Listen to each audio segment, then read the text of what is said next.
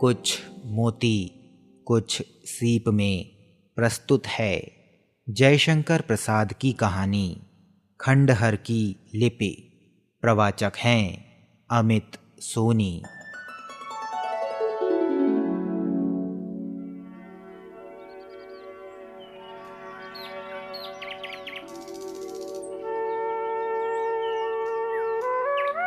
जब वसंत की पहली लहर अपना पीला रंग सीमा के खेतों पर चढ़ा लाई, काली कोयल ने उसे बरजना आरंभ किया और भौरे गुनगुनाकर काना फूसी करने लगे। उसी समय एक समाधि के पास लगे हुए गुलाब ने मुंह खोलने का उपक्रम किया, किंतु किसी युवक के चंचल हाथ ने उसका हौसला भी तोड़ दिया। दक्षिण पवन ने उससे कुछ झटक लेना चाहा। बेचारी की पंखुड़ियां झड़ गईं। युवक ने इधर उधर देखा। एक उदासी और अभिलाषामयी शून्यता ने उसकी प्रत्याशी दृष्टि को कुछ उत्तर ना दिया। बसंत पवन का एक भारी झोंका हा हा करता उसकी हंसी उड़ाता चला गया।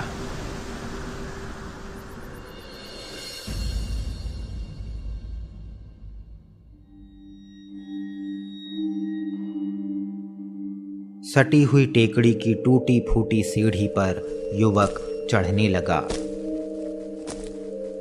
50 सीढ़ियां चढ़ने के बाद वह बगल की बहुत पुरानी दालान में विश्राम लेने के लिए ठहर गया। ऊपर जो जीर्ण मंदिर था उसका ध्वंसावशेष देखने को वह बार बार जाता था। उस भग्न स्तूप से युवक को आमंत्रित करती हुई आओ आओ की अपरिस्फुट पुकार बुलाया करती। जाने कब से अतीत ने उसे स्मरण कर रखा है। मंडप के भग्न कोण में एक पत्थर के ऊपर ना जाने कौन सी लिपि थी जो किसी कोरदार पत्थर में लिखी गई थी। वह नागरी तो कदापि नहीं थी। युवक ने आज फिर उसी ओर देखते देखते उसे पढ़ना चाहा। बहुत देर तक घूमता घूमता वह थक गया था। इससे उसे निंद्रा आने लगी।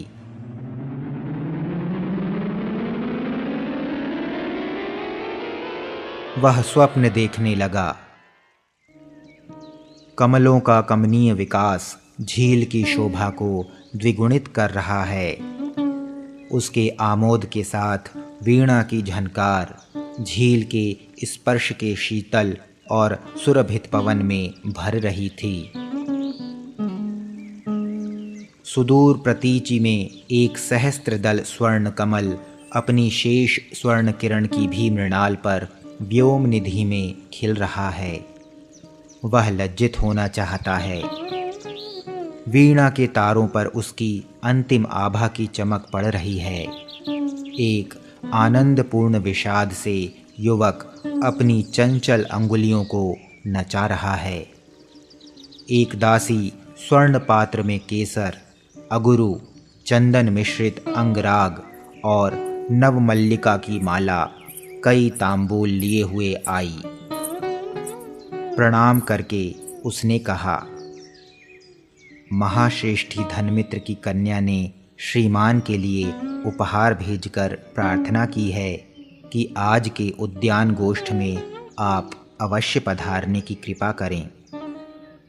आनंद विहार के समीप उपवन में आपकी प्रतीक्षा करती हुई कामिनी देवी बहुत देर तक रहेंगी।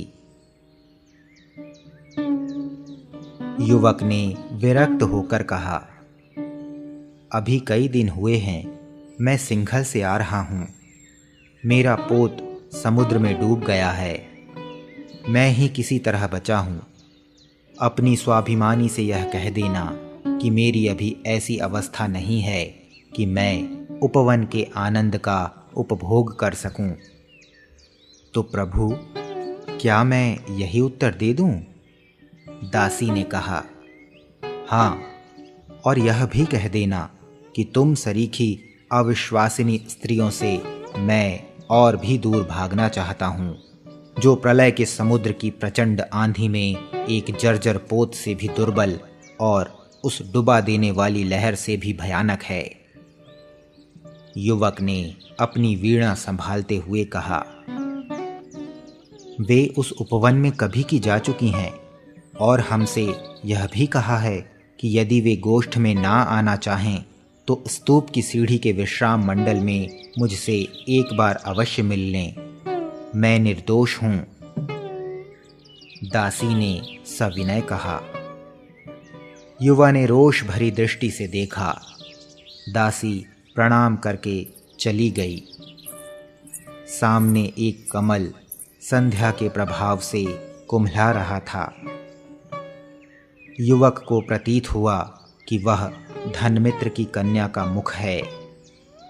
उससे मकरंद नहीं, अश्रु गिर रहे हैं। मैं निर्दोष हूँ, यही भौरे भी गूंज कर कह रहे हैं। युवक ने स्वप्न में चौंक कर कहा, मैं आऊँगा। आँख ना खोलने पर भी उसने उस जीर्ण दालान की लिपि पढ़ ली। निष्ठुर, अंत को तुम नहीं आए। युवक सचेत होकर उठने को था कि वह कई 100 बरस की पुरानी छत धम से गिरी।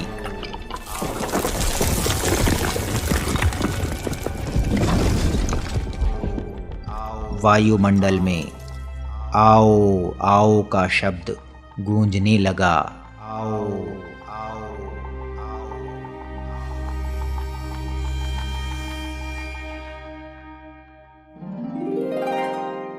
ये थी जयशंकर प्रसाद की कहानी खंडहर की लिपि।